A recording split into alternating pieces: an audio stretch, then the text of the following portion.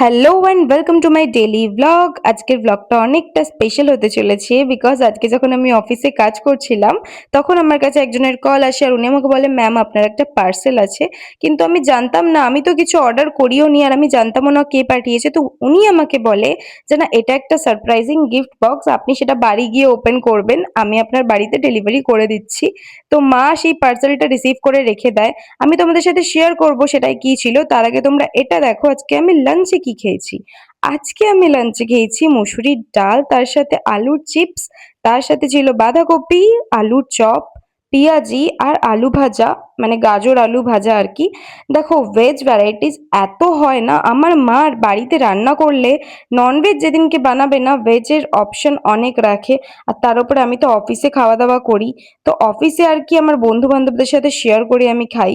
আর তার আগে গিফটটা ওপেন করার আগে আমি কিন্তু বারাপ্পাও খেয়ে নিচ্ছিলাম, ঠিক আছে, বিকজ আমি সেদিনকে সন্ধেবেলা কিছু খাইনি।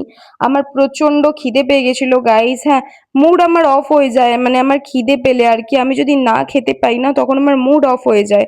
আমি খিদে সহ্য করতে পারি না গাইস, যখন খিদে পাই আমি সেই মুহূর্তেই খেয়ে নিই। আর খেতে খেতে আমি কেমন নাটক করছিলাম দেখো।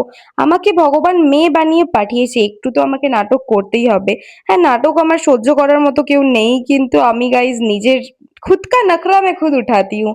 দেখো গিফটটা ওপেন করার সময় আমি কত খুশি হয়ে গেছিলাম, মানে তোমরা নিজেরাই দেখো আমার চেহারায় একটা এক্সাইটমেন্ট কাজ করছিল।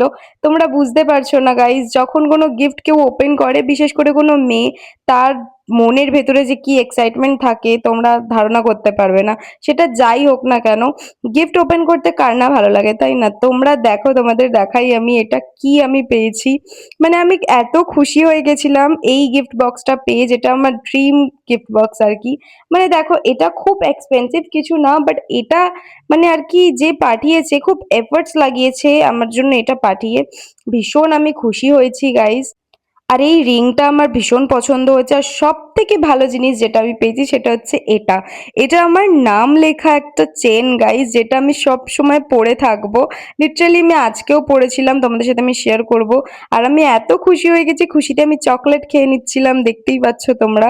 মানে আর কি যেই চকলেটটা ওখানে পাঠানো হয়েছে। আর তার উপরে আমার ডিনারে আজকে করেছিল লাল লাল ঝাল ঝাল চিকেন, যেটা আর কি অসাধারণ খেতে হয়েছিল গাইস। আমি এত এত চিকেন খেতে ভালোবাসি, চিকেন নয় আমি মাটন খেতে বেশি ভালোবাসি।